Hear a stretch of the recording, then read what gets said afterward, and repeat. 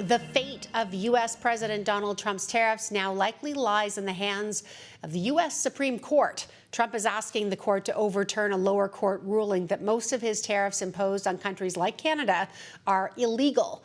A lot at stake, including potentially having to pay billions in refunds. Chris Krueger, managing director at TD Cowen Washington Research Group, has just come out with a report on what the next steps might be. Chris, how are you? I'm well. Great to be back with you, Kim. Nice to have you back. I like to check in to see how you are because you're in the business of following every move, and I worry about you, Chris. I want to make sure you're okay. It's very kind, Kim. Thank you. Let's talk about the tariffs. Lower court has said these are illegal, and now we go through the process to get it through to the Supreme Court.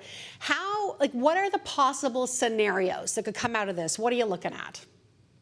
Yeah, well, so the International Court said that IEEPA tariffs were illegal. The appellate court in a 7-4 decision upheld that. So we're now waiting for the Supreme Court to weigh in.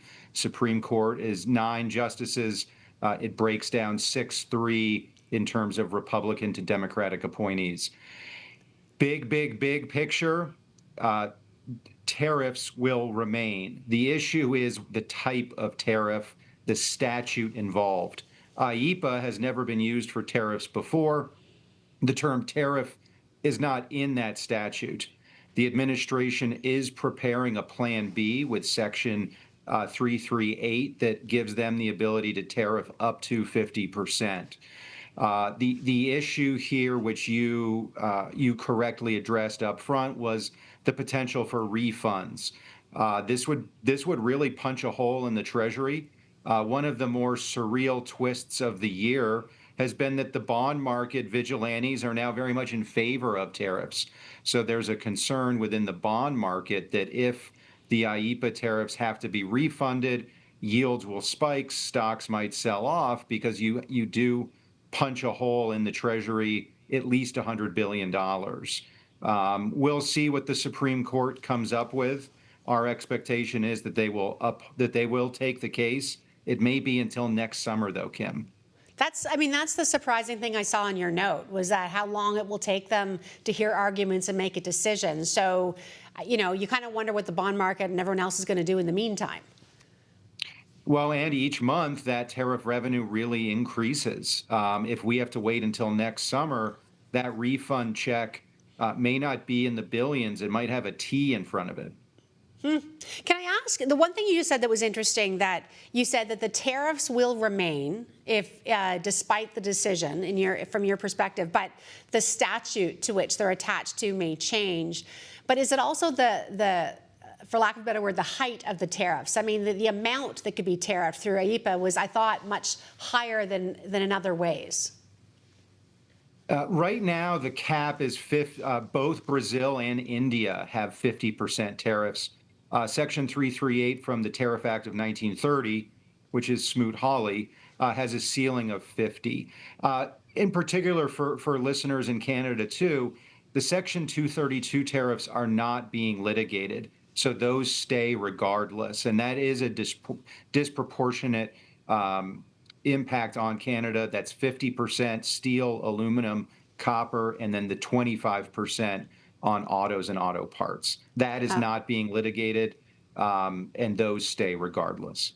Talk to me a bit about the transshipment tariffs, and just you have a piece here talking about the new definition and rules of origin with regards to Chinese content. What are you referring to there?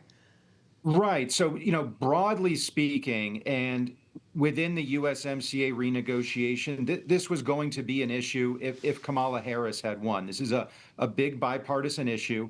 Candidly, it's more of a Mexico issue than a Canada or U.S. issue. But transshipment, it's a legal term. It's basically moving goods through a country, maybe changing that product a little bit, and saying it's, assembled in Mexico or assembled in Canada, when in reality that product is Chinese in nature. Transshipment is used to evade tariffs. So part of those Liberation Day tariffs, really the new one that jumped out at us was this idea of a transshipment tariff. This would be 40%. It's stacking, so it's on top of existing tariffs. And the idea is essentially if you, as an importer exporter, if you are found in violation of the transshipment rules, that product will have an additional 40%. There's some thought that within the broader USMCA renegotiation, a way to get a way to effectively end transshipment would be for Canada and Mexico to match U.S. tariffs on China. Canada actually did this last summer when then President Biden issued a number of tariffs on Chinese EVs. So there is precedence for it. It would be sort of an elegant solution.